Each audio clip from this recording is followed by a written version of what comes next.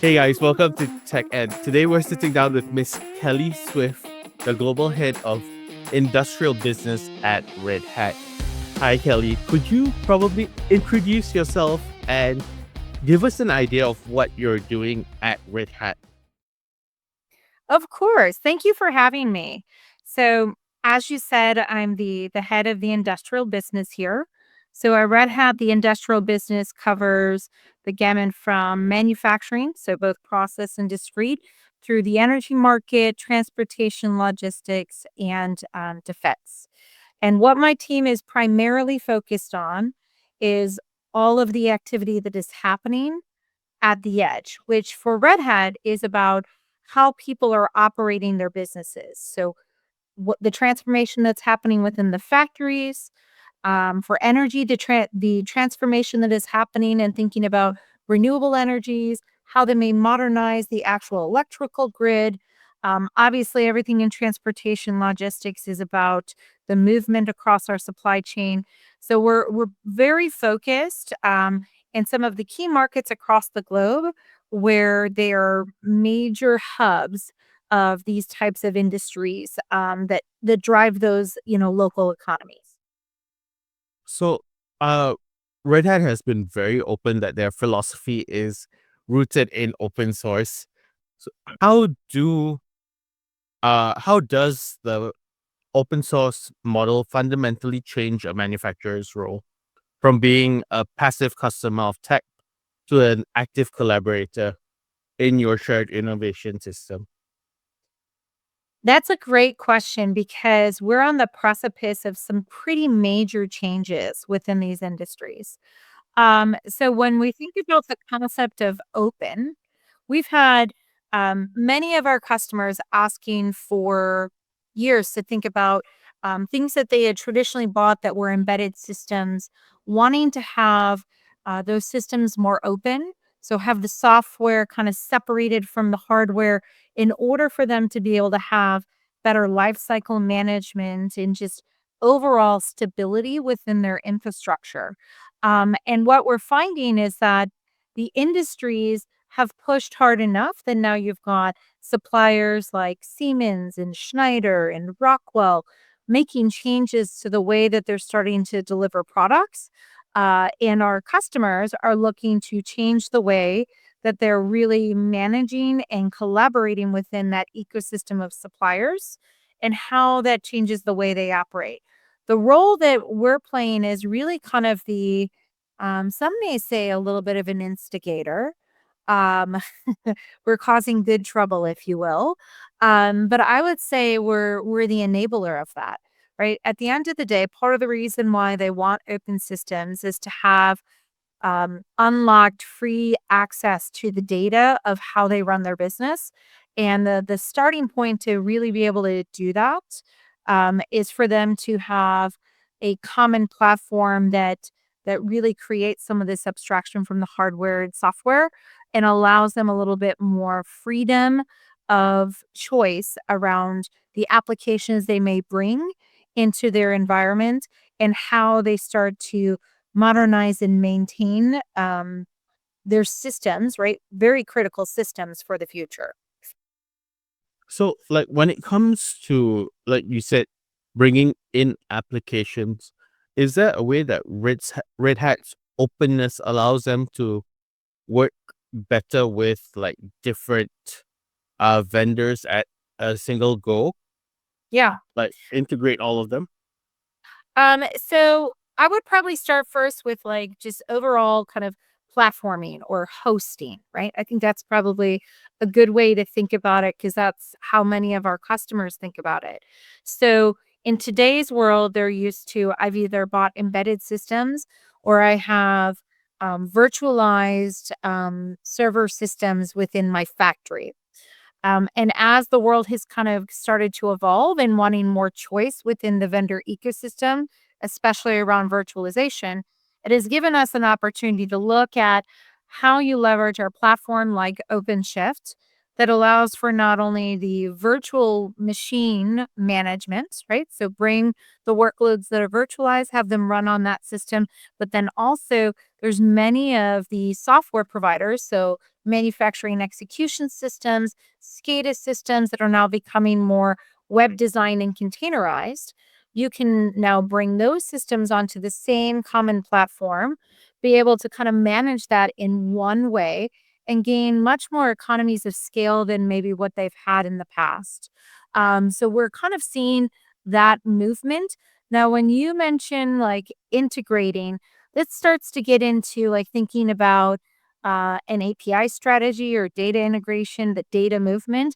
And we do work with our customers around that. So we have an MQ in our portfolio, and that MQ does do MQTT as well as Sparkplug B, which are some of the main concepts that can allow for that freedom of data movement, especially in software defined systems.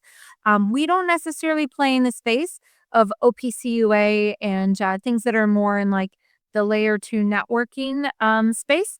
We can talk to that, but we're like our integration is or integration software is a little bit more like traditional IT, kind of staying at the application layer. So we can help with both, but what we're seeing first is the big enablement around just infrastructure platforming is the starting point for many of the people in the industry to start modernizing and getting more value out of their infrastructure.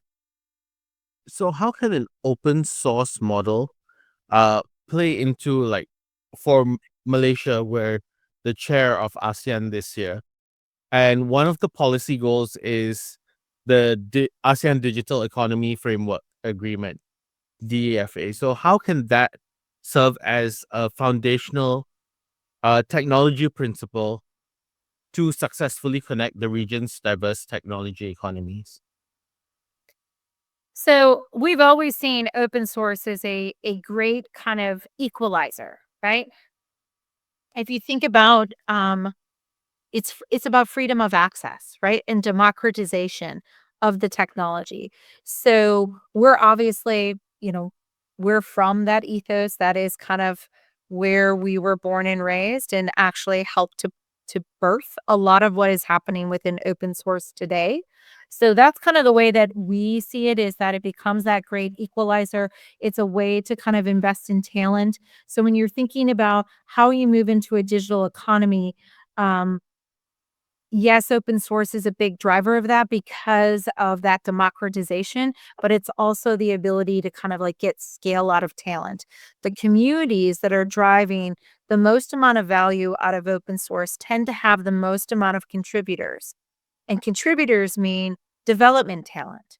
And so when you think about the decisions you make from a technology perspective, the biggest problem that many of these industries have had in the past is when someone leaves, so goes all the knowledge about how a system operates.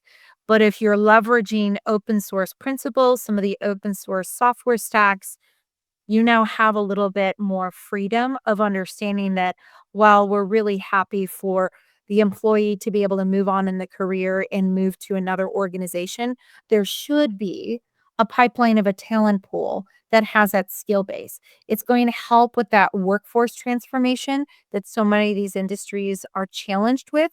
But with that also comes this great sense of innovation because innovation comes from the sharing of ideas and you're basically kind of creating this talent pool in a very open, collaborative, innovative environment. So we see it as a pretty strong um, need in order to really kind of move many of these industries and has great alignment to many of these standards that are coming out within the ASEAN market. So for Malaysia, I think one of our biggest pushes recently has been getting foreign investment for data centers. So Yep. how does this build out of physical infrastructure, you were mentioning talent, create opportunities for hybrid cloud platforms and software ecosystem? Yeah, so in Malaysia, which I was actually there earlier this year, had a chance to see Kuala Lumpur as well as going out to Penang. It's very clear that there is a great amount of investment taking place within Malaysia. Penang was It was amazing to see the level of kinda growth and investment that's really happening in that space, and I think that, not only in, like, the companies and the factories that are being built, but you could see the actual, like, city infrastructure, right?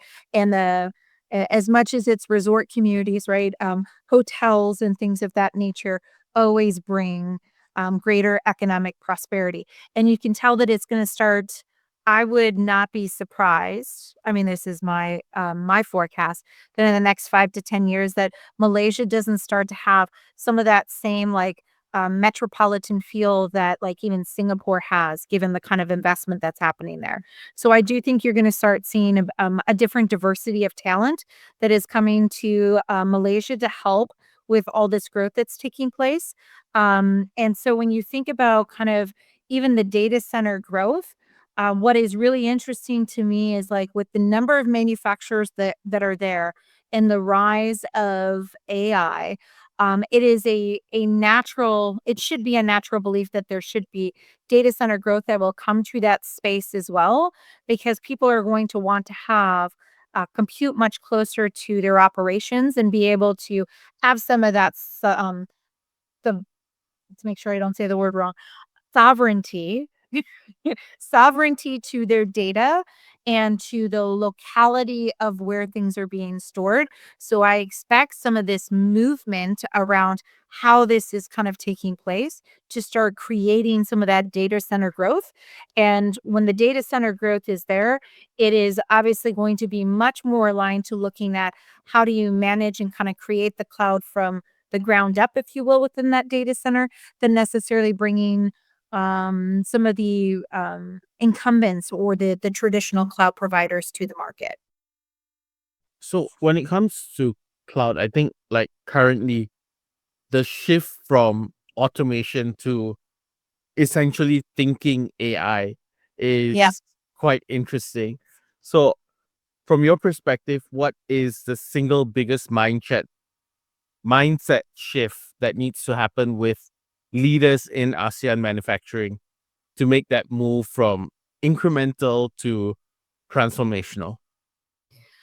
So I am probably gonna sound a little bit old school in my commentary here, but I've been kind of around the block, if you will, with AI, like, in the early days. So, prior to my stint of kinda working in manufacturing like I do now, I was in financial services, and so when I was in financial services, I helped to kinda stand up some of the early days AI and chatbots that became quite the hype in the 20 in the teens, right? Um, and so the way that I've always kinda looked at AI is that, you have there is a automation continuum, and AI is just another tool in the toolkit. It may not always be the tool you need to pull out in order to kind of accomplish the task, but it is a tool nonetheless that should be within your toolkit. And when we think about the manufacturing space, the word automation has been synonymous with manufacturing since the very start. And, when I tend to think about even the control systems, um, I look at those control systems as people because at one point it was a human that was doing that work. And then we replaced it with a small controller or a small system and a set of drives that could then create that repeatable function that we are paying someone to execute. And so as you think about the way that a controller is designed is to almost be like a single purpose, like, job to be done, a swivel chair activity, if you will. Not dissimilar to in the IT world, people applying, like, robotic process automation. And that's a step in kind of the automation journey. When you have the knowledge and you have an understanding of, like, how the logic, language is driving your business process, you have the opportunities to start looking at when you have access to that data, how I apply AI not at the individual task or swivel chair activity a controller is executing, but instead, how do I apply that as almost an umbrella to the end-to-end business process, which is in reality what a single line within a factory floor is doing. Um, the enabler in that is to have solid management of infrastructure and a good data pipeline, a way to kind of like really understand the data you have in your organization. Um, but that's kind of the way that I look at things, is that it's part of that continuum. It's not something that is necessarily going to replace. And in reality, even in the concepts you brought up, the thinking AI, um, I think it's going to become like a great augmenter to the worker, especially when we think about the next generation worker that's coming in, that is going to be much more technically savvy and is going to be looking for those types of interfaces that is allowing them to be more conversational with the tech than necessarily needing to be like tactile with the tech. So, like you were mentioning that it's a continuum. So, Yeah. how do manufacturers who have legacy machinery uh make that first step to integrate AI into and edge computing into their platforms using things like OpenShift without a costly and complete overhaul of their factory floor? So I think that the two things that I'm seeing right now is that there's, and I kind of call it like bolt-on AI. The bolt-on AI is a lot of the computer vision, or the video analytics that I think everyone is really comfortable with and understands. Many of them are already using it today. And so we see a big push for that. What we're seeing is that there's a lot of desire to use shared compute. So put the models on the same platform. So in this case, you brought up OpenShift on the Red Hat platforms. You can have that model actually reside on the same shared infrastructure as, whether it's the SCADA system, it's the HMI that the operator interacts with. So we're seeing quite a bit of that. I think the other piece that we're seeing that is a little bit more progressive but doesn't require like a large scale change to the organization is, in many instances, the data all resides on the network inside the factory. Yeah. So if it resides on the data resides on the network in the factory, why not pull the data off of the actual LAN, so off of the actual network, in order to feed it into the AI systems for processing.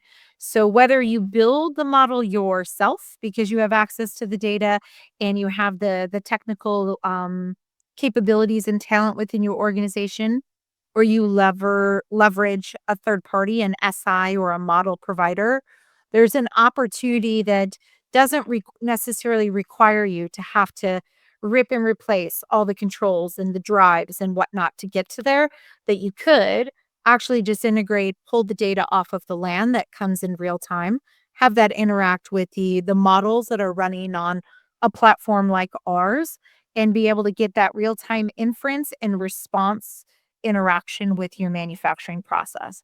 So we're kind of seeing both of those. And honestly, it comes down to, um, you know, the level of maturity you have as an organization. And it's okay to admit that you're not ready for the most progressive use case, because the hardest part is just starting. So if the starting point is we want to do some predictive maintenance and have a very kind of like simplistic setup with camera feeds and, a vision model, do it. It's still going to provide value.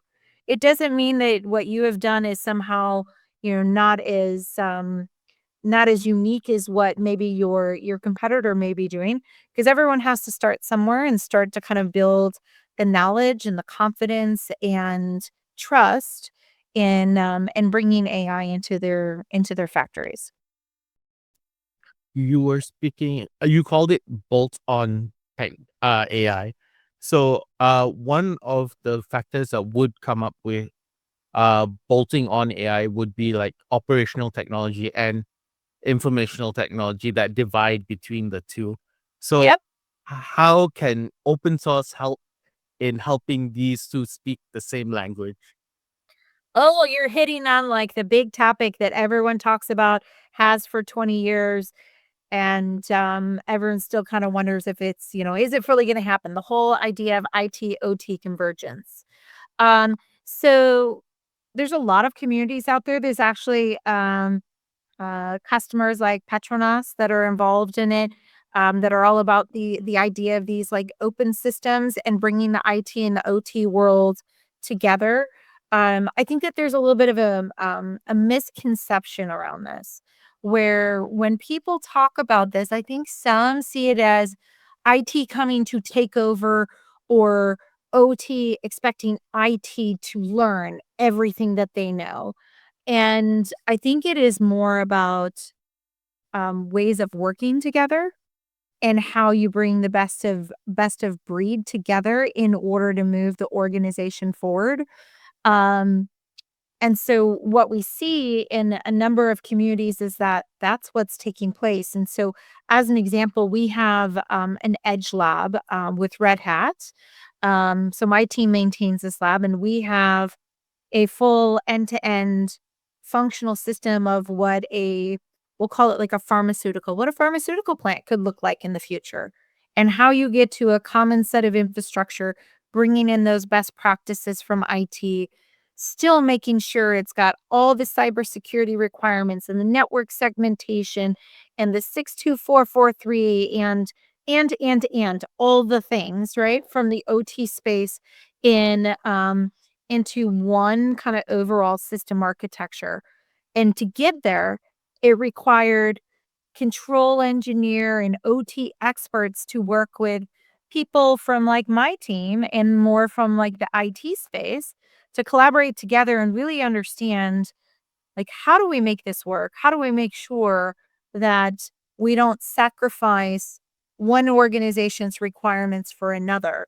And it really becomes more about collaboration and how teams work than necessarily the tech. We're a big believer in that, open source is the future for much of that. It's the reason why we're involved in many of the open source communities and the standards boards. Whether it's the open process automation, what's going on with No More over in Europe, Margo as a standard around thinking about interoperability of management of like devices within an industrial setting. And then in order to kind of make sure that our platforms are more widely accepted and that we can build the trust with the OT community, we are taking our portfolio through a number of levels of 62443 certification in order to us kind of get to these cybersecurity standards that the OT world expects within the context of information technology. And we're hoping that all of these pieces and the way that we're kind of showing up in the market, helps to kind of breed some of that confidence. And hopefully we can be a little bit of that broker between the IT teams that have always worked with us and the OT teams that may have a little bit of trepidation on still bringing, IT into that space. Do you, does that mean that essentially there is no like one solution to fit every factory out there when it comes to bridging that OT IT gap? So, what I would say is that every factory is somewhat similar. Like when you go into the energy space, there's a little bit of a nuanced difference. Like upstream platforming and the midstream looks a little bit different than the refineries, the processing plants. But if you look at plants and you look at factories, whether you're in discrete or you're in process, well, I understand the categorical difference in the way that the products are made, the way that you have to maintain the systems has some commonality. So everyone in a level 3 usually has some level of server compute, has a firewall, right, and a DMZ that separates it from the outside world. Every single one of them. May come in different shapes and sizes, but they all have it. And then when you leave layer 3, you go into layer 2 and layer 1 that has some level of, well, besides all the networking that's in there, but it's where you get into more of like an IPC based compute infrastructure and different types of workloads, which some may deploy SCADAs within the actual manufacturing cell. Some may have a SCADA sitting on the level 3 that they're really just giving, the users, a web UI, interface through the HMI that's sitting in the cell. Nonetheless, it's still pretty common.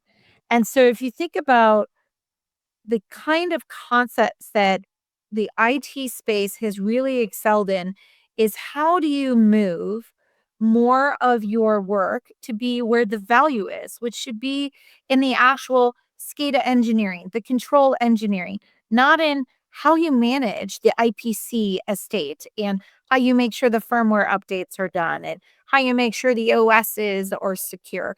Like that is common stuff that in the IT world they have standardized and almost commoditized. And that's kind of what is taking place over in the OT space is that um, the uniqueness and the value of your business is not in the actual infrastructure itself for a factory operator, right? Um, the uniqueness in how you actually deliver and create that end product, your business IP is really baked within the application layer. And if you can get that separation between the software and the hardware, the OS, the platforming, all those things are a commodity. And it's the thing that you want to have automated the most and bring the most amount of IT kind of standardization to because you don't wanna have to think about that. You want everyone focused on how to keep the plant running, how we make sure the uptime is taking place, how we're improving the control strategies, not on, how do we do a hardware refresh? And the hardware refresh is forced as a result of the Windows IoT system updates that then require a hardware change. You wanna be able to move out of that state of business so that way just like we try to get to OEE and lean out the waste in the manufacturing process, there's a ton of waste in just kind of the operational maintenance and maintaining of the actual systems in the facility that can be really thinned out when you start to go to more of an open architecture.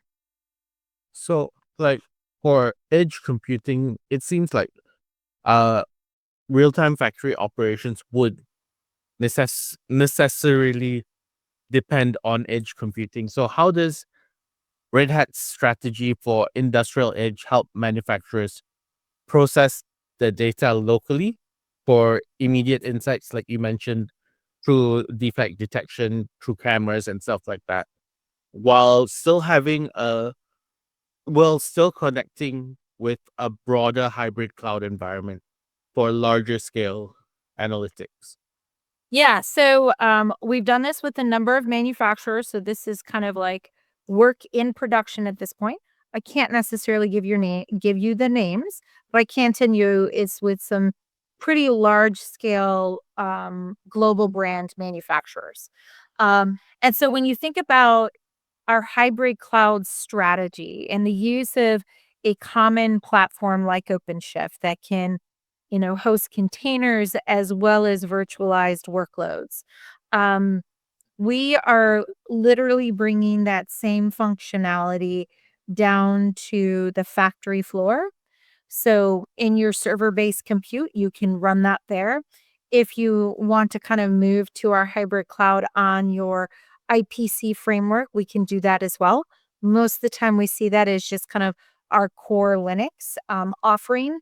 Um, but you're bringing the exact same technology footprint, the best practices that go along with that, so the conventions of how to manage that, and, it commoditizes the hardware, which allows you to put more applications on the same amount of compute, right? Which is gonna be a cost savings if you think about it in the long term. But whether you are just right now running your MES system on a platform like this, you can bring your historian to that type of platform. You can bring your SCADA system, as I've mentioned before. You can literally use the same infrastructure, the same platform to then manage the AI systems and that data movement. What we see most of the customers doing today is all of the data that is within the factory, the first stop. before it leaves and kind of goes out to whether it's a public cloud that you may have or to your data center as they centralize that at their level 3. Some choose to kind of like actually run the data through their MES so that way it all becomes part of their execution system data and what kind of gets time series into the historian. Others have it as like a separate SQL Server database that's running on our infrastructure. But they kind of use that as a way to create the first step before things kind of leave for what could be long-term analytics, long-term storage to be at that level 3. Um, you don't have to have real-time communication outside of the factory then, because many of our factories are still disconnected. They're in remote locations. You have to worry about connectivity even if you think it's connected. And so you want to be able to kind of do all of that data processing locally. And so that's kind of what we see is centralize it to level 3, get it well structured, decide how you need to send it, right? It could be batch. What format do you even need it to kind of go to its next and final destination for long-term storage and or analytics model creation of the future? But you can do all of that within a very compact factory data center, if you will, which is what you already have at your level 3. You're just going to re reimagine how you use that server-based compute that is sitting in your factory. So, we mentioned thinking uh, AI before this or generative AI. So, how does a factory move just beyond chatbots to bringing generative AI into the picture? And what specific open source tools can make that more accessible to manufacturers? So we do have some customers that are starting their journey with generative AI and bringing that to their factories. Um, what we are seeing in order to move away from it just being a chatbot, to your point, because, as I said, in 2017, I built a chatbot and I didn't need to use generative AI and have a million tokens in order to get the basics of a chatbot up and running. So I'm not necessarily a big believer that, besides the way we use ChatGTP and Gemini and the rest of them in our daily lives or to kind of help us with some of our research work, I don't necessarily see that as the main purpose of bringing that to manufacturing. What I see some starting to do is we'll call it like converged AI. I think that's a term that a lot of people will use. It's used in connection with what is the predictive AI. So you have the model that's doing the predictive maintenance, and you're actually sending the outputs of the predictive maintenance into the language model in order to have more of a um, natural language or spoken word on what the outcome was or the issue that is taking place. And if you think about where that value can come from, because at the end of the day, someone that is a engineer, a controls engineer, or has worked in a factory for many, many years, they don't necessarily need an AI to explain to them the output of the predictive maintenance. Many of them have almost trained vibrations sound different, and they know the system is about to go down. But if you have the generative AI be able to collect the type of information from coming from the predictive model in connection with the manuals that come from that particular supplier about the how to with a reset up or a restart or what to do when the system is malfunctioning, and the AI can actually take the information coming off of the predictive model to then align it to explicitly within the manuals coming from the vendors. This is what you need to do to fix the system. You're going to improve that speed. It becomes augmentation, right, to that worker. Not that that worker doesn't know or couldn't go look that up in the manual themselves, but having the AI be able to do some of that for them is a time saver, right? It's taking away some of the steps. And it doesn't take away the fact that the worker still needs to validate, is this an accurate response? Or, am I getting a little bit of a hallucination or a bad answer? And Yeah. because you're going to keep that AI, even on your factory floor, the response and kind of the correction that the worker can give the AI model is almost a form of reinforcement learning, right? To actually help improve that model because it's there and it's only interacting with the workers from that facility aligned to those systems and what your known state is. And so I think there's a ton of value as we see this start to kind of take shape because I do think it can be a great augmenter to the workers and honestly may help with some of the next generation that's coming in that many of today's manufacturing workers it's all up here in their brain. And our ability to be able to get the next generation ready is going to require some way of being able to translate what's in people's minds out so that way the next worker can really learn. And I do think that the that is probably the one area where I think generative AI will have long-term value if you can implement it and have the workers really drive the interaction and the retraining that it will need to have. So like uh just to wrap up, like how can uh number one countries address this skills gap that seems to be emerging with generative AI? Yeah. And how can the Malaysian government as ASEAN chair actually push these policies or champion these policies to be the catalyst of digitization and uh, integration of these tools specifically for open source at a regional level? So, the one what I'll just, highlight again, right? Open source means it's open and everyone has freedom of access. I do think that there needs to be kind of a push from the educational system in order to start getting people more comfortable with interacting and participating in it, especially at the collegiate level. Um, I have high schoolers myself. I kind of am pushing my high schoolers to start to interact with it, but in a safe way. I don't want to find out that ChatGPT is writing their term papers by any means. But I do think that that's part of it. Like you have to kind of like start bringing it into the educational system.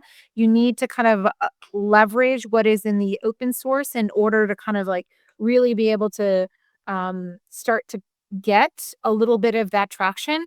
And then I don't see this as any different than any other technical revolution. It may be coming faster on all of us, right? Than we would necessarily like.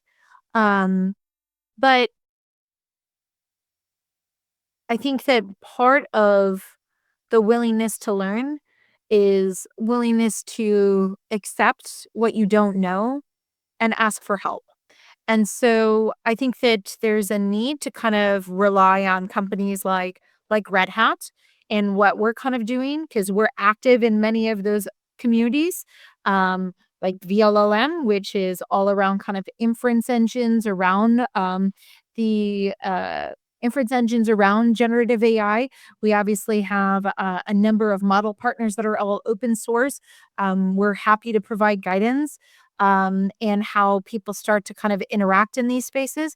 But it's okay to also start with a trusted SI partner who can help create almost the base model that then your team is starting from a base model that has been built for your business and your job is to do the fine tuning and the iteration and it becomes a little bit more of like a stepping stone to kind of learn and grow with it instead of feeling like you're starting with a blank piece of paper. And so I think that I kind of see it in twofold. So government need to get the education system engaged. You need to kind of promote the use of open source and how they engage within these various communities. And then it's okay to need partners. It's okay to ask for help and guidance because even at Red Hat, as we're spending a ton of time in this space, it feels like the innovation cycle is on like a 7-day window. So every day it feels like we're learning something new. And it's okay to decide to collaborate and leverage the talent in other organizations in order to help up level your own. Eh, Thanks, Kelly. Thanks so much for your time. Of I think course. that's all the time we have for this sit down. Thank you so much for giving us a whole lot of insights when it comes to open source and integrating it into manufacturing. Absolutely. What love. I'm really appreciative of the time that you've given me, and we have a really strong, dedicated team in the Malaysian market. Very happy to interact with anyone that is looking to start that journey. Thank you so much, Kelly. Thank you.